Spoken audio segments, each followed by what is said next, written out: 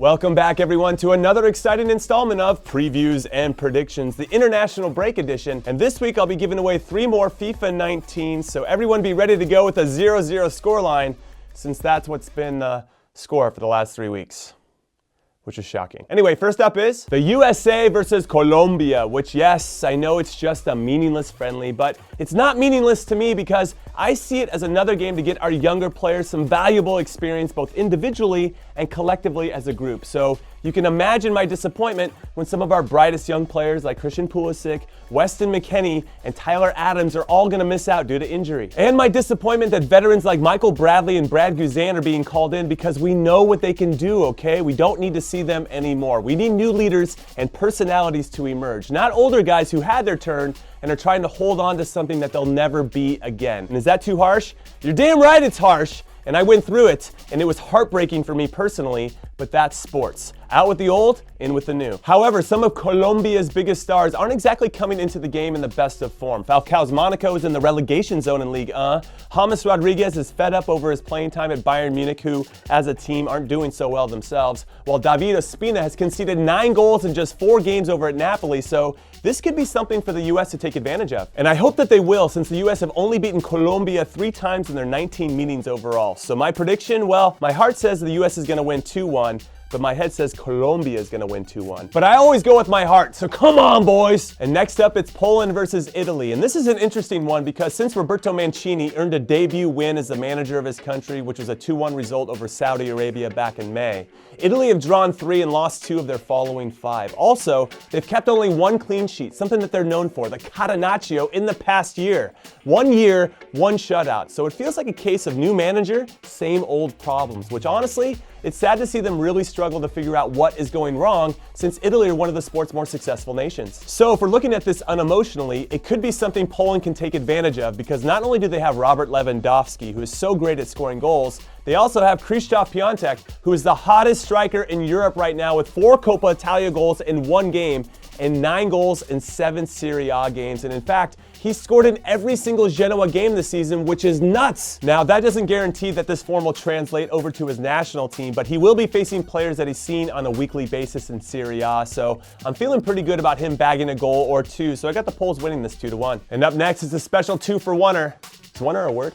I don't think it is. England versus Croatia and England versus Spain. It's a double preview because these 2 matchups for England were too tantalizing not to talk about. But we're going to start with our Croatia game first, which is a rematch of the World Cup semifinal that crushed England's hopes of bringing football home, which I think all of us non-English people are incredibly happy about because had England won, English people would have been more insufferable than they already are. And I say that lovingly. Also, this game, which is being held in Rijeka, should have been a great moment for the Croatians because it's the first time they'll be playing at home since their incredible run in Russia over the summer. But unfortunately, the game will be played behind closed doors after UEFA punished them for some serious crowd trouble in 2015, so their home field advantage is gone. Though given the turbulent issues surrounding Croatia's national team and their supporters in general, who, by the way, are being suspended because of a swastika that was marked on the field before a game against Italy a few years ago, which is, what are you guys doing? Well, it can also lead to protests in the stands and other potential issues, so apparently the rumor is that the Croatian players prefer to play in a closed stadium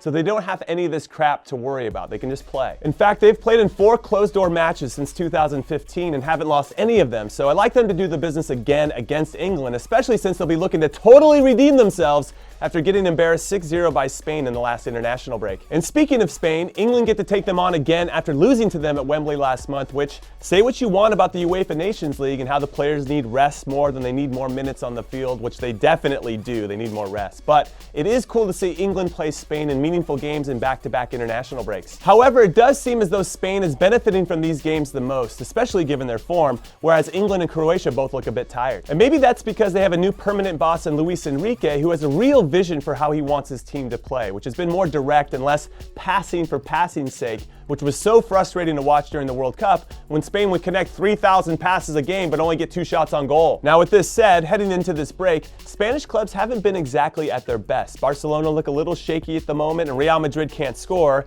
And as we all know, the backbone of the Spanish national team comes from these two clubs. So we'll see if the players on these two teams carry their poor club form into playing for their country. Although I highly doubt that, because sometimes playing for your country is the mental break that you need from the constant grind and drama of the club stuff. Anyway, enough of the chit chat. I need to make a prediction, and since both teams are dealing with injuries, Spain is missing Isco and Diego Costa among others, while England is missing Dele Alli and Jesse Lingard among others, this is going to be a great chance to see some younger players, hopefully, like Jadon Sancho, who could be making his England debut in either of these two matches, or the red-hot Paco Alcacer for Spain, who just happens to be Sancho's teammate at Dortmund. So I'm gonna say Spain wins 3-2, and I already had Croatia beating England, so England's gonna go home empty-handed after two tough road games. And next up, it's another 2-for-1, this time for Germany, as they hit the road to take on the Netherlands first before heading home to host the reigning World Cup champions France over a 5-day span. But we're gonna start with the Netherlands game first because, well, it's happening first. One. And two, both of these countries feel a little bit out of sorts. The Dutch are trying to rebuild and restore their reputation as one of the most talented countries in the world after finishing third at the World Cup in 2014, because since then, they missed the Euros in 2016, which is the first time they missed the Euro since 1984, and they didn't qualify for the 2018 World Cup either. While the Germans are still trying to deal from their shocking World Cup performances in Russia and the subsequent fallout from that failure, which includes the whole Mesut Ozil situation. Also, the club that the German national team gets most of their players from, Bayern Munich, is struggling this season, and one of their string pullers in midfield, Toni Kroos, hasn't been lighting it up for Real Madrid either. So I don't really know what to make of this game between two countries that seem to be going through a transitional phase or an identity crisis or whatever. Which means I fully expect France, who are on top of the world and playing with a ton of confidence, which is evidenced by them only losing one game in their last 21, which, to put that in a time frame for you, is only one loss in the last 2 years, to quite easily handle the Germans. And that's without France calling in Alexander Lacazette, which I found quite surprising because they should reward the big man. He's been playing well. And yes, I know that these two countries tied 0-0 in the last international break, but I don't see France with their incredible attacking players being shut out again. Plus, France is just better than Germany right now on the field and definitely off of it, specifically in the team spirit department. They've got a ton of that right now. So prediction time, I have no idea how the Netherlands-Germany game is gonna go. So I'll say 1-1, but I like France to win 1-0. And finally, it's the great South American derby between two of the best countries that this sport has ever seen, Brazil versus Argentina, but sadly, one big name is going to be missing out.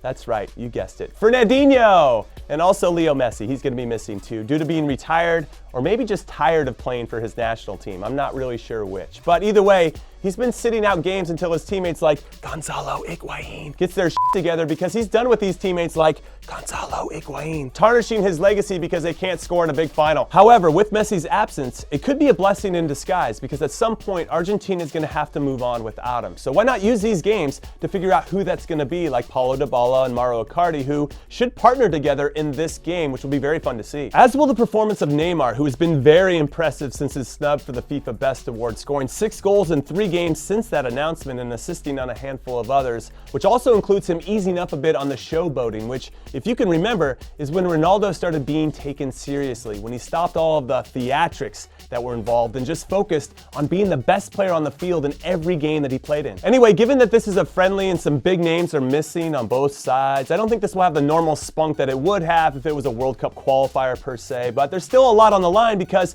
you never want to lose to your rival, which means they're going to draw 2-2, and you knew that scoreline was coming. It's my favorite. And all right, that is it. That is all I got, except for this. Predict the right score for, which one looks like it could be 0-0, but it won't. Let's say Netherlands-Germany, and you'll be entered to win one of the 3 copies of FIFA 19 that I'll be giving away. So good luck, and please, for me, have a good or bad weekend, everyone. Later.